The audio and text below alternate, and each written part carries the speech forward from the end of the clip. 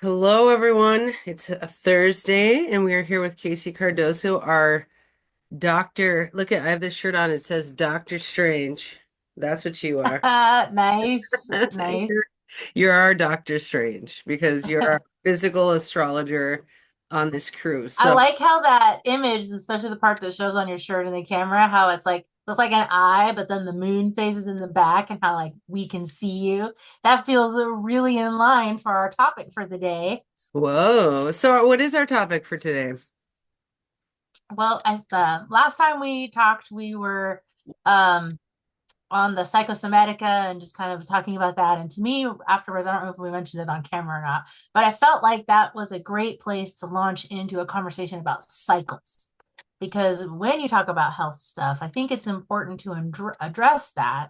And I feel like that was one of the original creative ideas that came out about this, to being like, isn't astrology about cycles? And how can we look at that in relation to your health and medicine and other things like Totally. that? I feel like, people don't ever distill astrology down to that simple thing, but it's like it is one of the simple strengths of astrology is that we look at things cyclically instead of linearly. It's like medical doctors are just like, you're normal and then you got sick and I'm going to get you back to normal. That's like kind of this linear thinking. And we're like, oh, here's a wave of sickness. And we're going to get another wave. We like look at things more like that. Yeah, yeah, yeah. I think we will get into it when we get into our discussion here. But at least for me on the front end, some of those were just, as a early astrologer and understanding the concept of it all, it felt like we know that the moon has all this energy related to us. And in our vernacular, we've got a lot of words that describe people who may be afflicted by the moon, lunacy, things like that. And Mhm. so, if there's this small body that's this closely associated to us, to me, it made it make a lot of sense that how can the other astral bodies in the heavens affect us in a way that maybe we're not aware, because their cycle is less obvious, because it's not something we're following that closely, like every 30 days, you know? Yeah, well, the menses is actually the moon seas. It's like our period is literally named after the moon and I like that you bring that one up because that's like a basic cyclical thing that most people know is cyclical and agree. Like you get your period once a month, like at one Yeah. moon cycle. Yeah. I feel like on some of the most anti-astro people, I can talk to them about cycles and the moon, and they're like, well, you kind of can't argue that point. And I was like, okay, so let's talk about this some more. Yeah. Bring it Well, on. and some people say that the moon pulls at the tides, and if it's pulling at the tides, how could it not pull at our physical body, which are like 70% water? I think yeah, the moon is a great talking point for skeptics. Yeah, absolutely. 100%. Well, that actually starts out my first question without even like getting into it, but it's like, what are cycles in astrology? Okay. You want me to answer Yeah. that? Yeah. Why don't you just go ahead and give our audience that definitive and what we're growing on? Okay.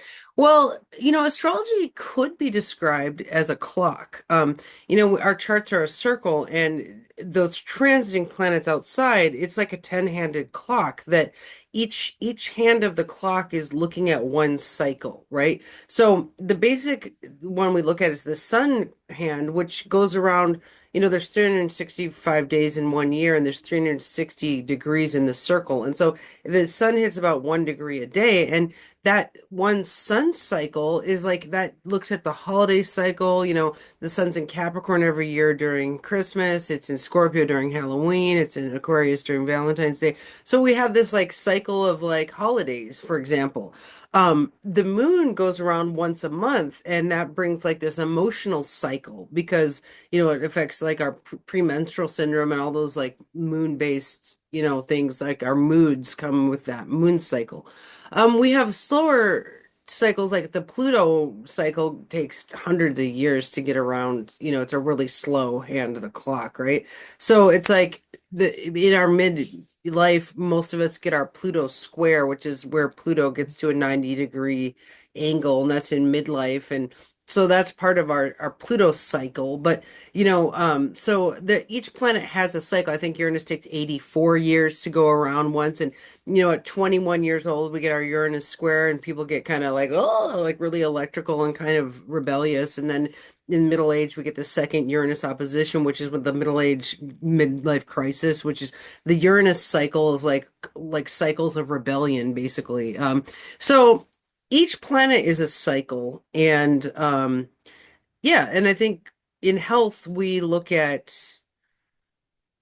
at a lot of hands of the clock depending on what the issue is. Yeah. So it's one way to create that um, visual diagnostics or be a diagnostician. Can't say that word right as well, but you know what I'm talking about. The one who looks at a bigger picture to solve a puzzle about what's going on.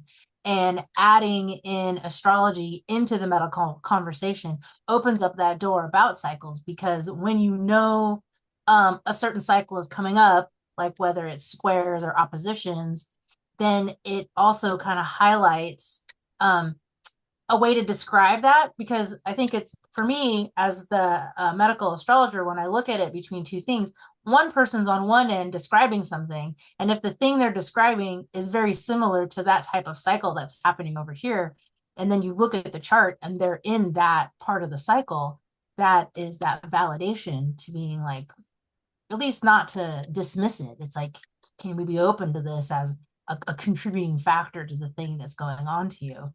And I think for me, what really landed was looking at an aspect in my mom's chart who was experiencing some complications from being diagnosed in her early 30s from rheumatoid arthritis into her late 60s. So you got this 30-year span. And when I looked at her chart, she was going through an end of a harsh cycle. And then after that, she was going to be out of it. And so I timed it. I think we're at the time it was like 2 years out from when she was going to be out of this transit. And I had put a little reminder on my calendar and I kind of asked her, followed her along those last couple of years. But at one point she left the area and I had made a note on my calendar to talk to her because she was out of the area. What was her experience like? And on that day, maybe a week or so after that, I called her and I was like, oh, do you remember when I asked you about how I wanted to check in with you around this time about how you felt and what was your physical experience? And she literally described being in remission from her experience. And it felt validating to me to being like, you passed through that transit. So you're going to be experiencing this next one. Nor will she, for the rest of her life, be in a harsh transit where she was going through that harder experience. So, and I don't know, I feel like that was like maybe 5, 7 years ago. And she lives her life without being on medication and just feels really strong in the path that she's taken towards natural healing. Um, and I feel like I was able to contribute to that confidence based on understanding her chart and her cycle. Yeah, so to speak to that, one of the things that, people think astrology should be studied scientifically by gathering charts, like taking all the charts of rheumatoid arthritis and gathering a bunch of them and then looking for similarities. But that's not how astrology is strong. What we really want to study is the aspect in one person's chart that's contributing to the rheumatoid arthritis, and then study that aspect cyclically and longitudinally to see when it flares and when we get flare-ups and remissions and flare-ups and remissions. What we should see is when we have transits to this aspect of personality, we in remediation we look at isolating the planet that needs remediation. There's often one aspect that's causing the flares, right? Well, then we study those hands of the clock, and as they pass over and they cause flare-ups, we should be able to see that and see remissions. And some people are disturbed when we say, okay, we can see that you're going to flare up again. That disturbs them because they want to believe that the thing it's just gone away, and it's like, so we're like geneticists in that we are studying a genetic thing. We're studying Genesis. And the thing is we're saying you're genetically predisposed to these, arthritic flare-ups. And, you're going to have these flares and we can kind of time them.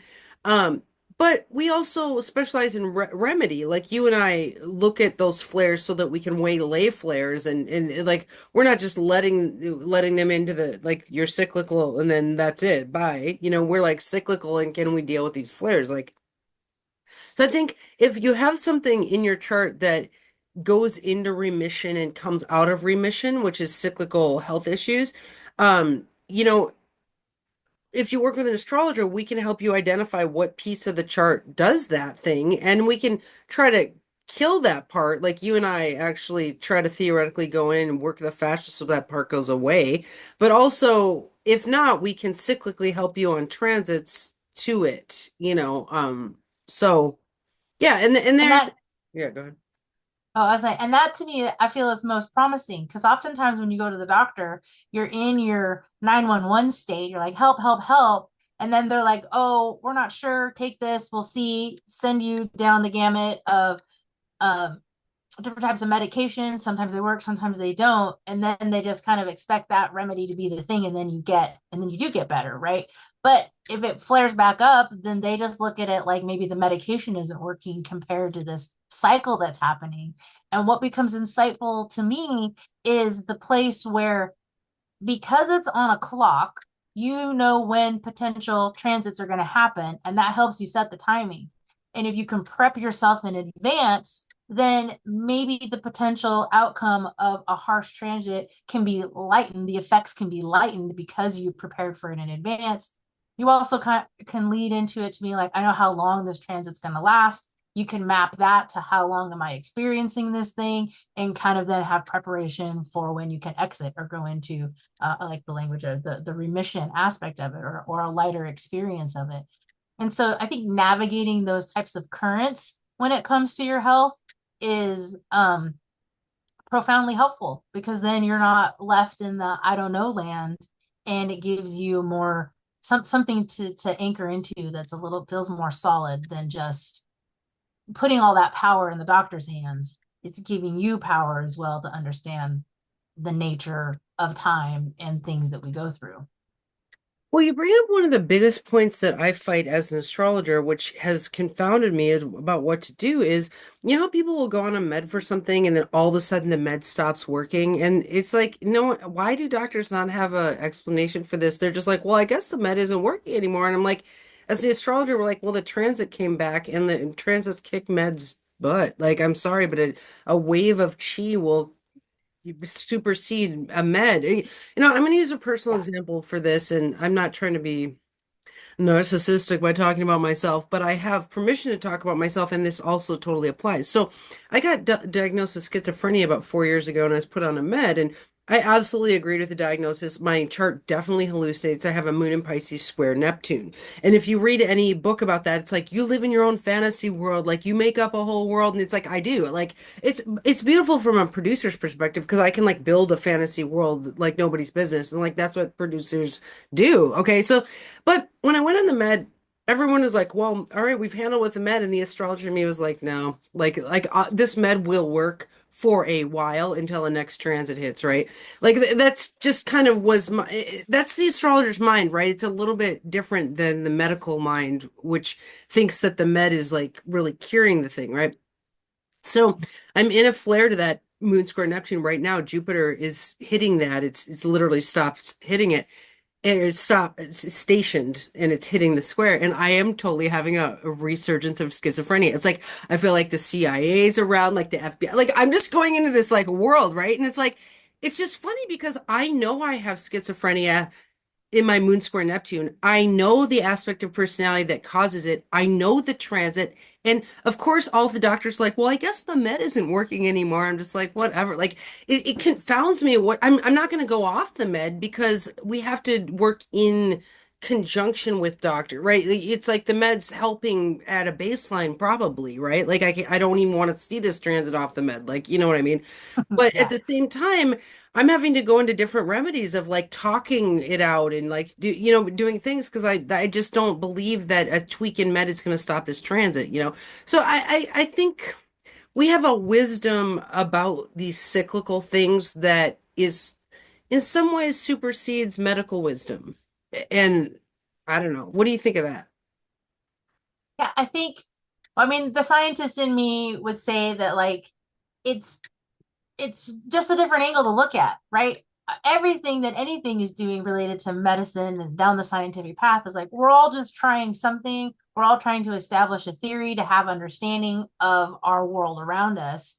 And so I just love knowing that it's not one is right and one is wrong, that I can grasp onto another concept that might not be illuminated in another light.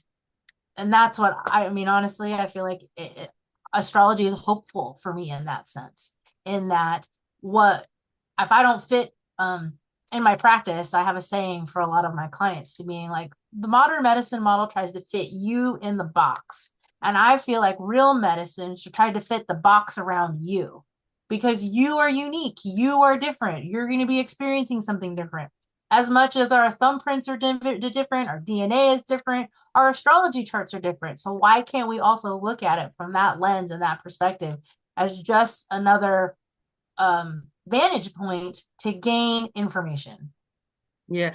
Yeah, I think you're right. Because I'm an astrological extremist and I'm here to hold down the astrological layer in a way where no one can like talk me out of that. Like that's part of why I'm a professor of astrology, right? I really like the grounded approach you're taking is like we should be working in tandem, right? But it's like I do think that the astrology explains a lot of things that the modern medical model just like doesn't can't even begin to grasp. Like for example, I recently had a client, and I'm not breaking confidentiality, not saying anything identifiable, right?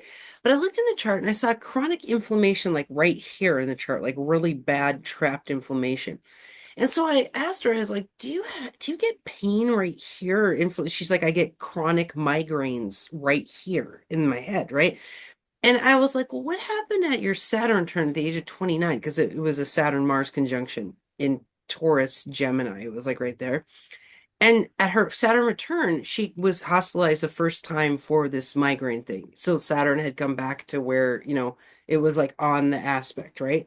So it's like, okay, so I definitely can see the aspect of personality causing this. I can then take a ephemeris and start timing flares. I can time Mars transits to it. I can look at, it's like, and I think, what the doctors don't do is any prognosis of flaring. They don't have any future reference for when is there going to be a flare.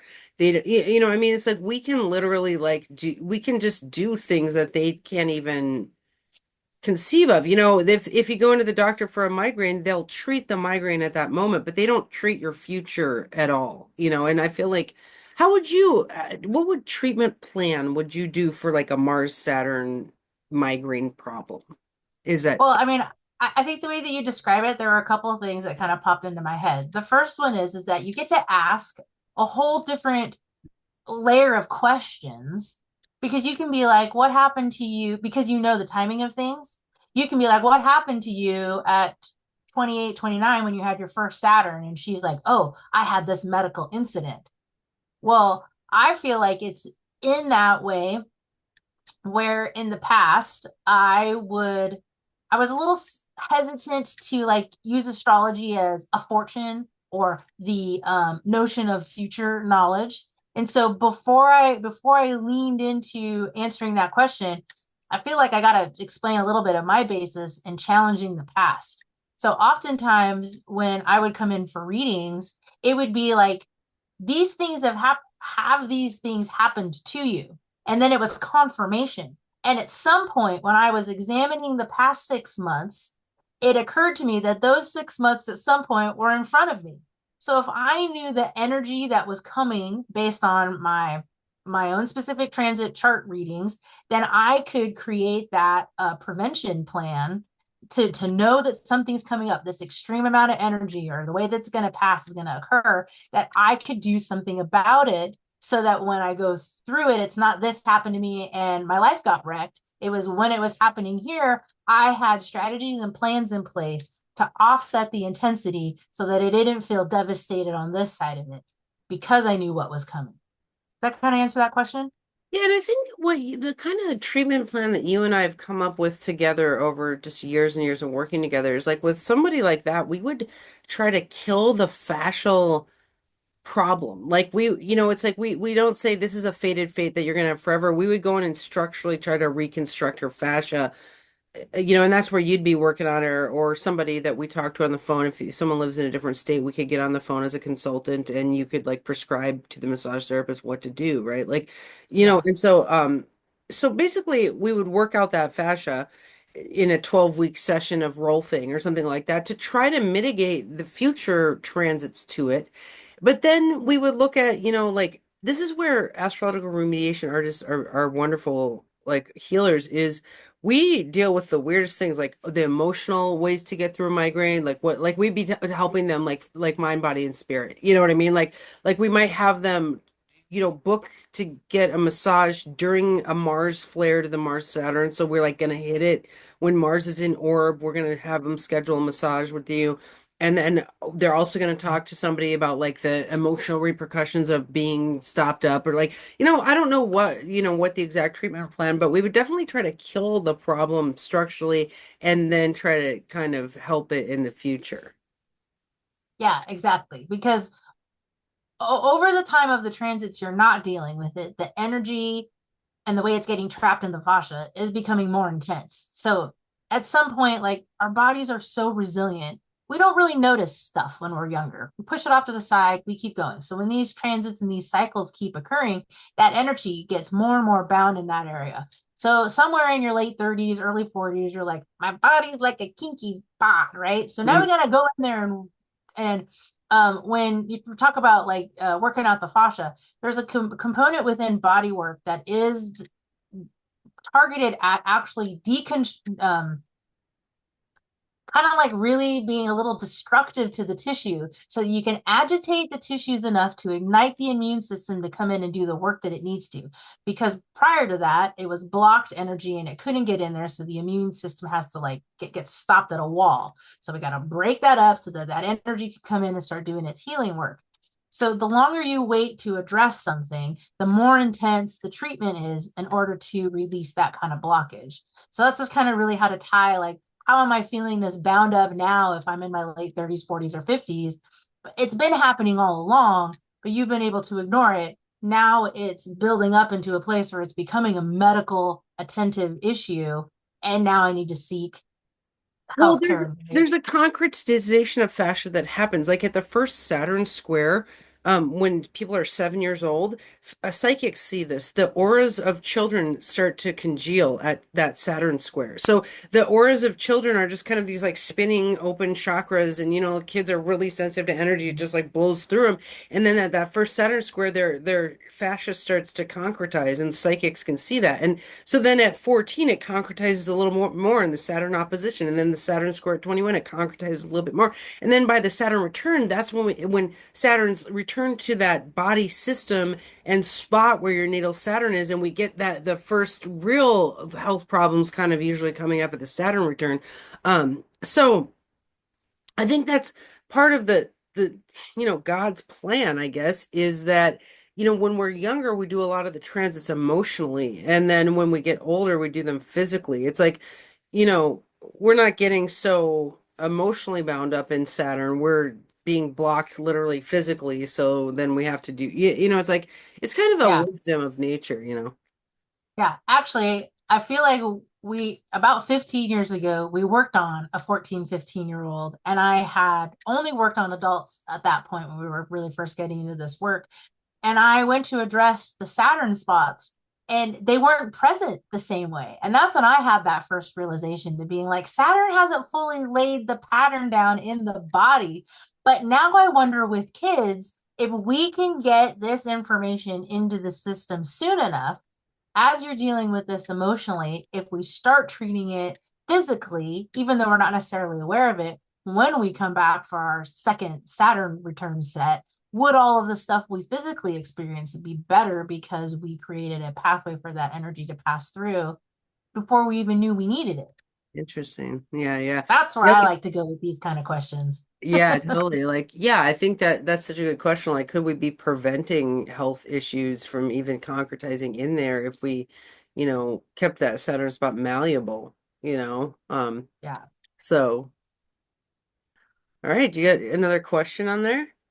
Yeah. Well, I feel like we've kind of got a lot of these. I guess the one that I feel that might pop up for some people, and we haven't really talked about this one, but like, um, are you aware of, or in the research that you've done, um, surgeries or major medical decisions? Is there a time when you would maybe not consider them based on an astral That's so transit? interesting because we talk about these, Jay-Z and I talk about these as one-way door decisions, like surgeries are one-way door decisions, like you can't go back from a surgery. And so this is like a really important thing to consider. Is, do you really want to get cut up and go through this door and, have a limb removed or whatever before you've tried everything more natural that, like you or I could provide, or like, and remember, if anyone lives in a different town, they can always get their massage therapist on the phone with Casey as a consultant. But the thing is, like, surgeries, well, okay, so we have to do harm reduction and like for example, somebody has cancer, right? We're not going to try to heal that astrologically because that's a life or death and it's like it from I don't know, like it's just like we need to treat that aggressively at the moment.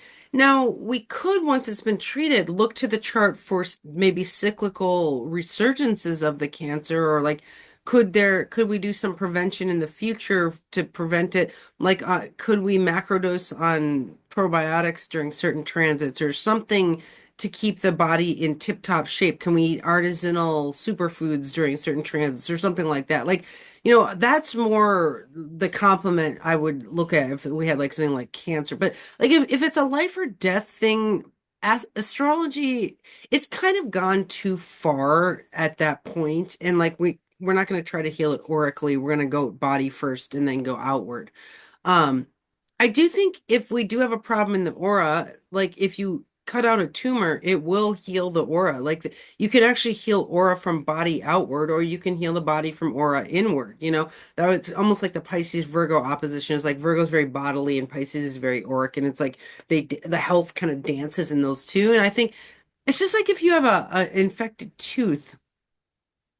Like you want to get that out of there so that the aura can heal. You know what I mean? Like you don't want to leave something infected like in the system. I don't know. What do you think? Oh yeah, absolutely. And I like the directive that you said that. Like if it's kind of something already living and manifesting in your body, you're going to need to address it then from an energy perspective. And that kind of comes back to the previous comment that I just made that if we can intervene earlier in life, then maybe we can carry over the energetic healing into later in life. But if you're somebody like us already, mid-century, then we just have to, I think that's you just need to be open to both. I guess as a scientist, as a medical professional doctor, I have to say that like I don't think astrology replaces medicine, and I don't think medicine replaces astrology. I think that you've mentioned it a couple times, and that they have a really unique opportunity to work really well together. Yes. Yeah, I think if all of us had a good medical astrologer and a doctor, we would be at our tip-top health that our chart could be at. Now, I do want to address the fact that astrology does know better about many illnesses. Like, um, no, but this isn't like I'm not saying astrologers are better than doctors, but it's kind of like a doctor's better at a broken arm than an astrologer. It's like, what are we going to do? Talk you out of a broken arm spiritually? No, but like ADD or like the schizophrenia one, like astrology might be better at that one. Well, although the schizophrenia meds are helpful, but subjective illnesses that are like insomnia, for example. An astrologer might be able to help you with your insomnia. Is like, what is the transit? What's the soul trying to do? What can you do during your episodes? Whereas medicine just is like, you take some Ambien, and then the person's still waking up on Ambien. Okay, your transit's winning over the Ambien. What are we going to do now? So there are illnesses where astrology kind of wins, and there's illnesses where allopathic wins. Now, here's a case, we talk a lot about that TMJ case we had where they were going to do a surgery on her because her jaw was locked and they were going to cut that tendon. Well, that's one where it could go either way, and you actually fixed it through the fascial reconstruction of the vertebrae, and then she didn't have to have that one-way door decision of having this tendon cut, and she was saved from a surgery, which is very invasive. So in that case, allopathic says you should get surgery, and we did a second opinion and fixed it non-aggressively. So I think there are a lot of cases where as I would go astrology first and try that. If it doesn't work, then I would go to the surgery. But like if something's gonna kill you like stat, like get the surgery, like just done. Yeah, exactly. And I think that's like kind of like is a little bit of the answer to this question. How can knowing your sign's health tendencies help us prevent or manage issues before they arise? So that's a little bit of our intention of putting this information out there is to help you gain a perspective and an understanding, either for yourself or for your clients. Like help them understand what their health tendencies are related to their charts, give them that knowledge base. And anytime I come back to knowledge, I can't help it, but I turn like 10 years old and I'm there sitting in front of G.I. Joe's cartoons and like, what is half the battle? Knowing is half the battle, right? So that knowledge is so important to really help you make better educated guesses and decisions. And I've seen in too many instances where people just give up their power based on this knowledge piece because they expect the doctor to know more, but nobody's going to know you better than you. And the more information you can show up to be able to describe your symptoms, then that medical professional, whether allopathic or astrological, can help you. They'll help you understand it from their perspective, right? We're only going to know our vantage point the best and how we can share it. And I think that's why I love the idea. I guess, my um one of my fantasy versions of all of this is that we would break the medical system by having doctors fall into that Hippocrates phrasing that one who does not know astrology is not a doctor but a fool. If you really break up what that statement is saying, to me, it's the way that we flip the medical system on its head. And instead of you fitting into the box that you're coming in with these symptoms, you bring your chart in. Now we're fitting the box around you. That's so brilliant. It makes me think of somebody, okay, so like, you can drive your car. There's a lot of different ways to have a car. A body astrologically is a lot like having a car, right? Like, so it's like you got a car and it's built a certain way according to your chart, and you have the electrical diagram to your car, which is your chart, right? So it's like some cars are like 5.6 liters, have 5 cylinders, some are like super turbo, some are like really janky, some like whatever. Like each car is built differently, right? But we the person who knows the electrical diagram to their car is like a car guy, right? Like they're like, oh, my front headlight's out, but oh, I can see that it's over here. It's wired to this. I'm just gonna fix it over here. Like, bam, like that. The car guy who knows their like cars, like can drive that thing into the ground. It's like getting all janky. Things are falling apart. And it just keeps getting fixed, right? And that person's saving thousands of dollars on new cars, and like they just feel totally in control of their car because they know their car in and out. They know that electrical diagram. Right? It's the same with a person who knows their chart. Like I know my chart. Like my doctor can kind of tell me some stuff, but I'm just like, okay. Like yeah, but like you don't know I know my chart. You know what I mean? Like so here's an example. Okay, so let's say we had somebody who had irritable bowel syndrome. Okay. And what we saw and what the doctor says is, here, take this med. You have irritable bowel syndrome. I'm giving you a name. IBS. Okay, you have a name and here's a med. Okay, well, then the person has cyclical flare-ups of IBS, even though they're on a med and they have a name, right? Well, we might see Mars conjunct Pluto, Uranus, and Virgo in their natal chart. And we're like, oh, I can see these cyclical flares on your intestine of heat and weirdness right around the intestine. It's very literal, like the Virgo line is right here. There's like a side chakra right here that's like the Virgo chakra. So there's just like weirdness in the intestines, right? So basically, we could say, okay, we see a potential for cyclical flares of inflammation around your intestine. That's Mars's inflammation, right?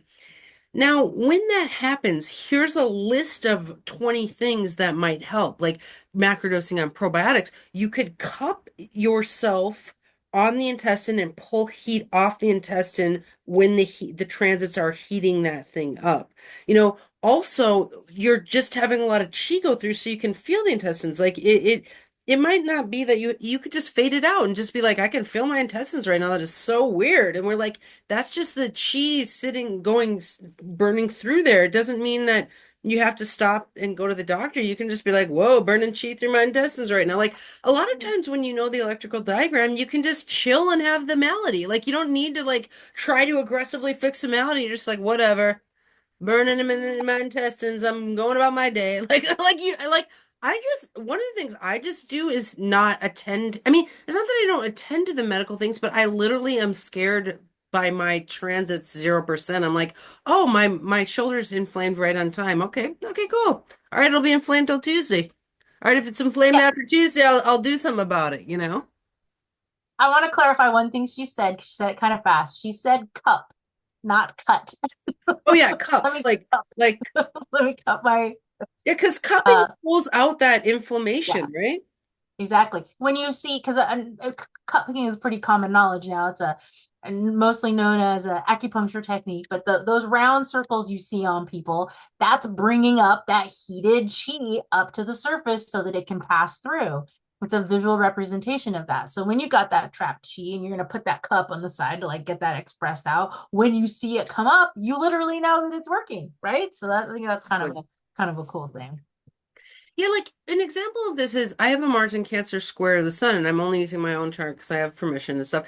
But it's like Mars in Cancer inflames the front shoulder. Wherever we have Mars, we get inflammation. So I get inflammation, and what'll happen on transits to it, like I'll overuse it because I have a square. So like I'll go into a mania, I'll overuse the part of the body. Like last time I went in this mania, I was crocheting and crocheting and crocheting. Like I made this much of a blanket, and I was like, oh my God, I'm killing my arm. Like.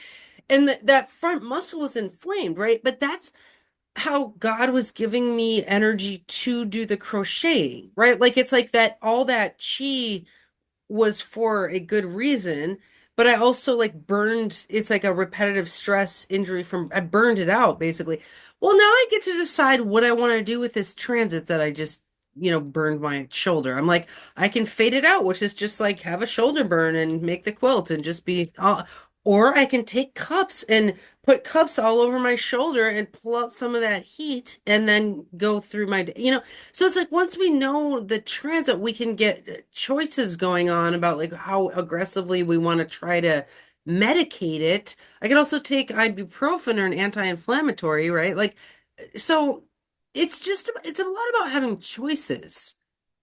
Yeah, and I'm going to bring that back to cycles, right? I feel like you gain a lot of mental health from this as well because you know you're not going to be stuck in it forever. You're not like, "Oh, I'm having this exacerbation and it's really really intense." You can look at your chart and you can be like, "Okay, that's a Mars transit. Mars transit lasts, I don't know, 2, 3 weeks depending on where you're at and how big all the things are, right?" You're like, "Oh, okay, I can plan on crocheting freezely for 3 weeks and then I'll be out of it." And then you come out of it and on the other side of it you're like, "Huh, my shoulder's better. I don't have a chronic shoulder thing. I don't need to go get surgery. I don't need to go get PT for 9 months and whatever." Like you can look at those peaks as a way of your transit being expressed so that you have some mental health grounding to being like, I'm not going to be this way forever. I'm not going to be stuck here. I'm just going through a transit, a cycle. And I don't know, for me personally, that's been a huge mental health relief to know that I can be like, okay, this feels intense. Let me look at it. I'll look up my chart. I'll look up the transit. I'll be like, okay, I can wrap my head around that, whatever the length of the transit is. Some of them are a couple days, some of them are a couple weeks, some months. I mean, they're all going to be different depending on what's hitting them, right? That is such a good point, Casey, because the mental health that you get from knowing your own chart, like you're in charge of your own health, right? It's like, and you're empowered to make choices and decisions. And so much of it is like, literally save like hundreds of thousands of dollars by not going to the doctor and having them cut me up. And like, because I'm just like, and it's like, I don't want a static diagnosis of like, I don't want the physical therapist to like, make me miss out on work and go 9 months in a row to deal with that one transit I had. Like exactly what you're saying is it's also best use of services, right? Like we want to use services on the duration of our transit and then be done with it. Like if you and I were booking somebody to deal with their inflaming shoulder, we would book him for massages within flares and not when they weren't in flares. Like, so it's best Right. use of services too. Yeah. Yeah. And I mean, honestly, if you're got your thumb anywhere on understanding what's happening with the medical system, they're talking about how taxed it is and how expensive it is and all these different things. And I don't know if you're like me, I maybe hope that you are, but like if you read some of the side effects that come from taking medicines to offset the one thing, if if I can relate it to a transit, at least for a couple, like experiment with it, right? If I can experiment with it for a couple to being like, is it a transit? How long can it be? Can I manage myself when I'm within that time frame? Then I'm not taxing the medical system because I have a better understanding of what's going on with my body. And I'm not forcing my body to process things it doesn't need just to take care of one thing and flare up other things. Oh my God, what a good point is the harm reduction we're doing by not taking meds for things that are just a quick 2 week transit. It's like if I take prednisone to deal with my shoulder inflammation, I might have side effects of weight gain and all these things. I don't know, prednisone. But like just waiting out the transit is really not a big deal. It's so natural to be an astrologer. It's a lot of it's And avoidance of And meds. way to bring that back to the no harm, because that's the Hippocratic Oath. We're talking about the father of modern medicine. We utilize that, and it just brings it back to like this ancient medicine astrologer. I mean, they knew things like where's the math on that? Like 1700 years ago, we've been following these principles. I just think that as time has gone on, there's been certain things that have got left on the chopping block for whatever their reasons are, but it doesn't mean that there won't be other people with throughout the timeline that are going to be interested behind it and want to bring this information forward because there's value to it. And anybody who really looks at astrology as confusing or over their head, that I would say you would want to approach it the same way you would learn a language. If you need to learn to transcribe what the symbols mean so the symbols don't feel weird to you, well, the symbols have a meaning. Once you understand the meaning, you can start to make better cognitive processes about it.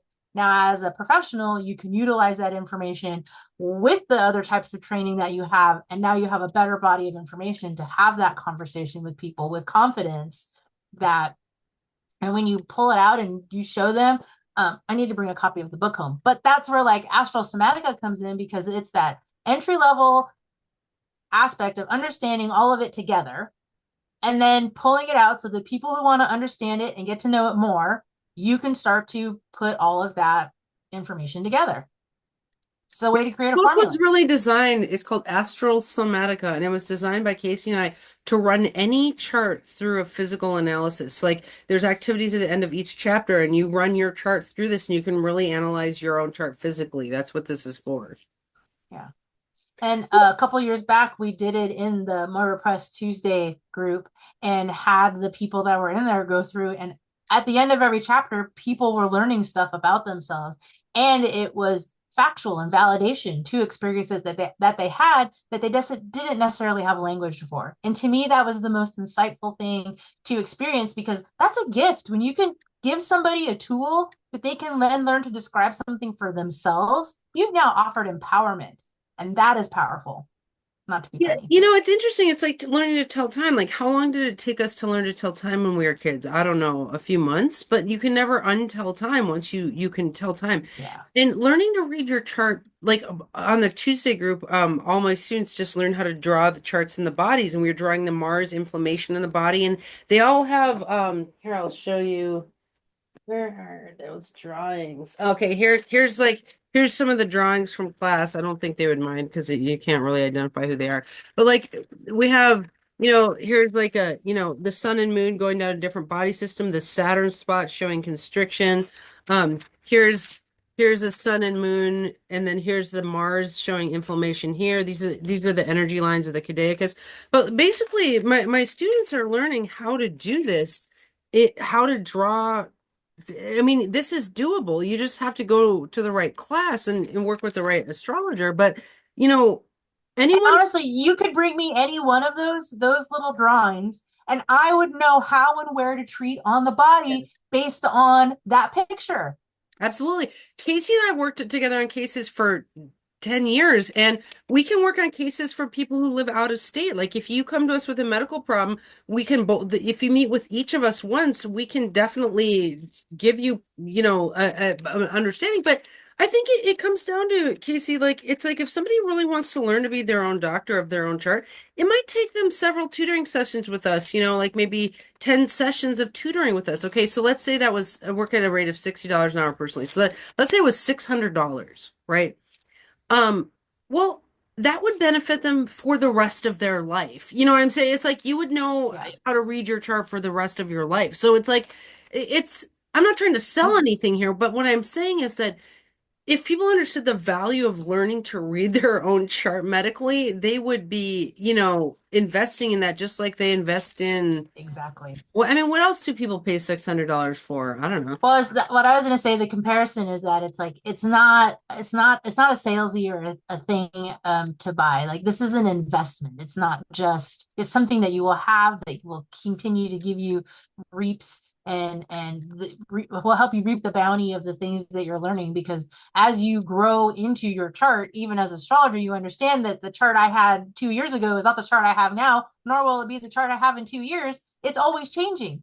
So if you can add that filter and that layer to what's happening to me on my physical plane as well as my astral plane, I mean, I'm just gonna kill this word this episode, but it is empowerment.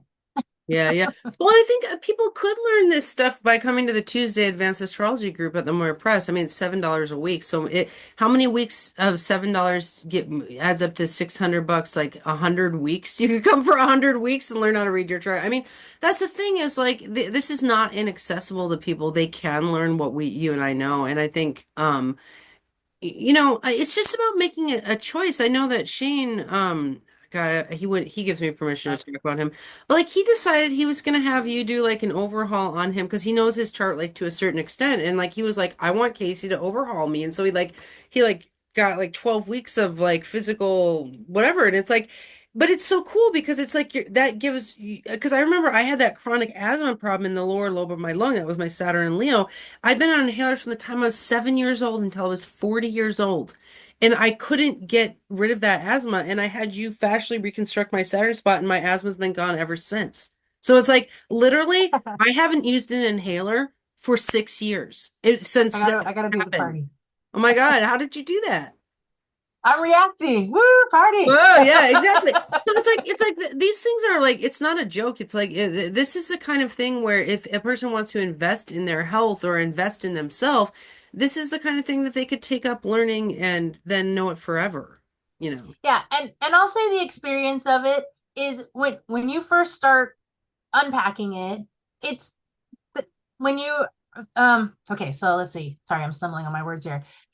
When you want to come in and like deconstruct something in your body, I often tell people that like it's strong, it's slightly aggressive. And so if you could think about it, I don't know where you live, but in some places they'll do these field burns on the side of the highways to score and agitate the land so that it can become fertile and better and grow and give it back nutrients.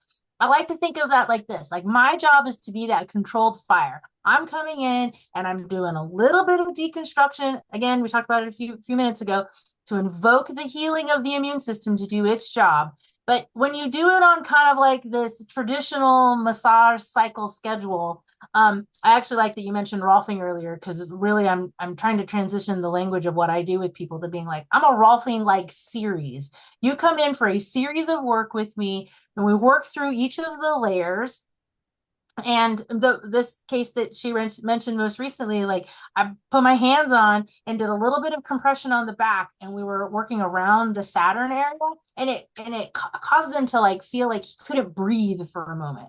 We're about 4 or 5 sessions into this series, and I tested out the other day just to kind of see my own growth with him and getting him past this stage and the same level of pressure and maybe even a little bit more. And he was like, oh, that actually feels like it feels good for you to get in there now. So it'll go from being tender and sensitive to I'm healing and I'm feeling better. Let's get in there and scoop out those deeper layers. And that's how you get to a place where you're scooping out asthma that's been living in your body for 30 years. Yeah, yeah. I can't believe you healed my lifetime asthma. That I mean, that was crazy. I mean, so I think. you know, I'm gonna need you to write a testimony on I'll write a testimony. I'm your living testimony. But that. yeah, I mean, I think this is a good episode for today, and I think next time we should talk about all the questions I have that we never got to today because Yeah. yeah, I think we're still could talk about cyclicalism part two, basically. Is there anything else you want to talk about today? Um, well, I did maybe Doctor tie it back. Strange. You're so strange. Maybe to tie it back to the previous episode, because we kind of landed on that when we were talking about psychosomatic and experiences, and we kind of got to the place of like a lot of that, if it is psychosomatic, something that I'm feeling in my body, is it something my body's manifesting in my brain or is my brain manifesting it in my body? I feel like this was a great follow up to that because we can talk about the mental health. And to me, I feel like mental health is really a lot around unknown. And so the unknown is related to the clock, to the timing of things. And if you know how long something is going to last, that in itself gives you some knowledge that you didn't know before, that gives you the power, the strength, and the ability to cope, to manage it, and to make it to the other side.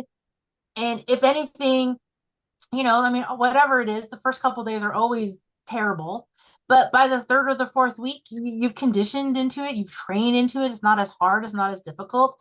And then a month goes by. We talk about a moon cycle. A month goes by. You're in a new transit of what's happening to you, and it's going to be totally different in experience. So if you can just trust the process, trust the chart, trust the transit, trust the timing, Yeah. you'll find yourself you have a lot more than you're equipped with to get through it. Yeah. I want to tell everyone that Casey is a sun in Virgo sun, Virgo rising with a Mars Pluto conjunction. So like you're like the guy who's like super into bodies, like you're really Virgo, and then you're just like, ah, like Mars Pluto, like you're like so intense. Like working with you is not like working with any massage therapist I've ever met. Like you're really trying to reconstruct a human body, you know, to make it more optimal self. And I think that's it. It's like not everyone has your chart, so it's I think something. one way I've come up with that, we talked about surgeries for a second, is like I actually like to think of it as non-invasive surgery. It can be just as intense, but I don't have to cut through you to help the tissues under your body heal. Yeah, interesting. Interesting. I kind of want to have Ricky Williams on our show. He's a massage therapist too, and it's like I should ask him if he wants to come be a guest on our show because I'd be curious to what he has to bring to the table. Would you ever allow a guest on our show? Yeah. I think we should also ask a couple people that we've worked on to come share their testimony. Okay, cool.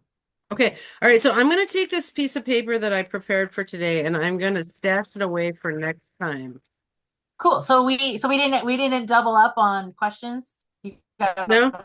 a whole new set of stuff. Yes. No, Awesome. I think, yeah, these will just like stimulate us into different directions in our conversation. And it's some conversations are worth having multiple times. I think cyclicalism in medicine is a really, I never hear that conversation and it needs to be had a few times. So Yeah. I Awesome. love you, Casey. All right, cool. Well, I love you too. And so until next time, everybody out there in astrological wonderland, enjoy your journey. All right. Bye, Casey. Bye.